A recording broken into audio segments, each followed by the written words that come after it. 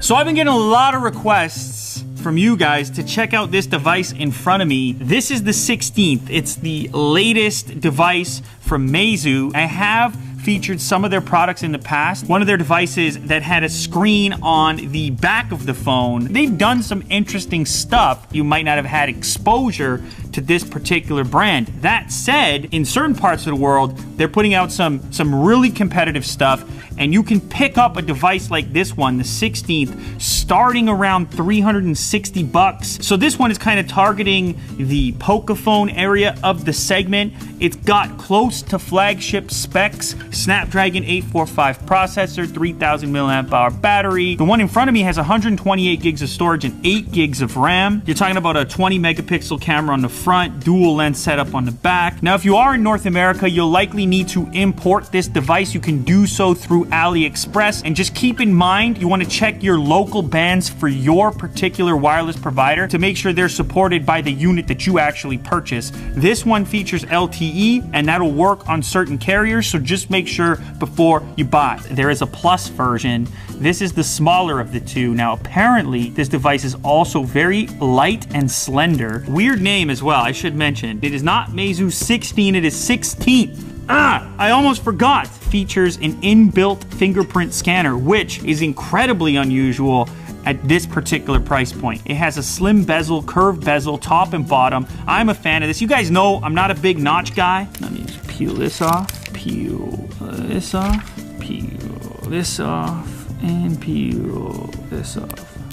The Midnight Black, you can see the dual lens setup here, 20 megapixels, 12 megapixels, Sony sensor, so it should be pretty good, you know, cost to performance ratio. Below there is what looks like a flash, kind of a ring flash, unique design. This glass design is what everyone's going for. It's that luxury feel, and to be honest, at this price point, it's one of the differentiating factors of this device. A lot of the competitors delivering similar specs at this price are not giving you these materials. Metal and glass is pretty much all that's on here. You still have the headphone jack. Many of you are fans of this. I myself don't see the need to rush it out the door. USB Type-C over here. Beside that, a case to get you started, a hard shell.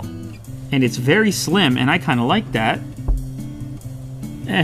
It's free, okay? Type-C on one end, classic USB on the other, your SIM tool, and your quick charge power brick included in the box. Okay, very nice. Given the price point, you're probably wondering, what is this display all about? Well, it happens to actually be AMOLED FHD+. So you place your finger on the display right over here. I'll make sure it gets every angle of your finger. Cool, succeeded, all right.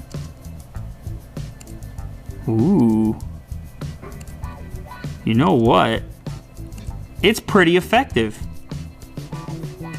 This is what's so weird to me. Why is it that Apple, for example, would be reluctant to do that? Why is it that market leaders who should have way more money to invest in tech like that, or to even buy up companies that are capable of doing it? Because for me, that's just an easy, obvious fix to the problem of having strictly Face ID. And if users understand that it's an optical scan, if they understand that maybe it doesn't have the same security level, then what's the problem?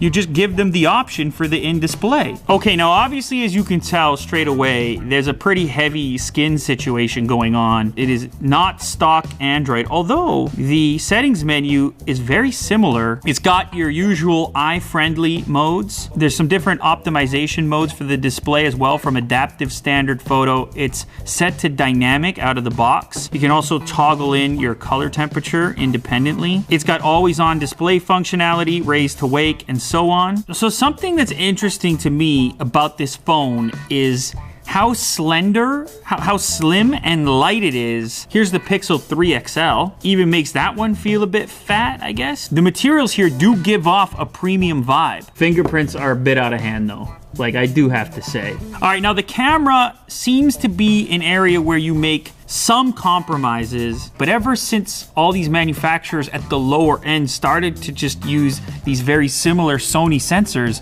you've seen the caliber of the budget smartphone camera just elevate substantially. We have our usual little test here. We got Connor, we got the plant, there's a beer bottle back there. This is just the standard photo mode. I have not changed anything. By default, beauty mode looks set to off. By default, I like that. Thank you very much. And what do we have? Okay, you know, maybe it's a little blown out in certain parts. It is a super bright environment. The image is okay. And I'm gonna take a zoom. For your money, is that gonna suffice?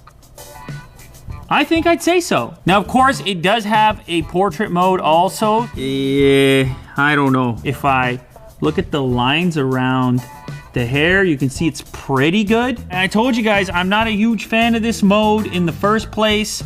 There are so few phones that do it well. Video mode, we can go up to 4K, 16:9. It's 1080p by default. It also has an HDR functionality, so let's just give HDR a chance here also. Ooh. Of course, we get a little bit more dynamic range with the HDR turned on. Selfie, I mean, we gotta do it. The beauty mode enabled by default, trying to beauty, there's Jack. Not beautiful, maybe?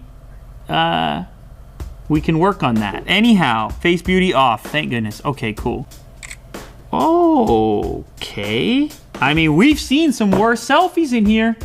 In the studio, we've seen them. We've seen worse. Jack, that's a phone that starts around 360 bucks in some cases. I mean, it's not the best selfie we've ever taken here. It is by no means the worst. Need to check out the speakers, very important. This is the new Razer Phone 2. The guys behind the original gaming phone. I did a video on it last year. Got a lot of attention from you guys. And I think the reason is that many of you they're doing what a lot of other manufacturers are doing. They're sending sound out of the bottom as well as the earpiece, kind of the high end being represented out of the earpiece as a secondary unit. Not quite stereo sound, even though some companies are calling it that. But you can't completely block the sound. And you get some extra clarity, especially on dialogue, by having something forward firing. So I'm a big fan of this style of implementation, especially when you're dealing with such a slim bezel to begin with. There's not a lot of places to put speakers. So this little sliver speaker unit, I mean, that's kind of a good move. Just another phone.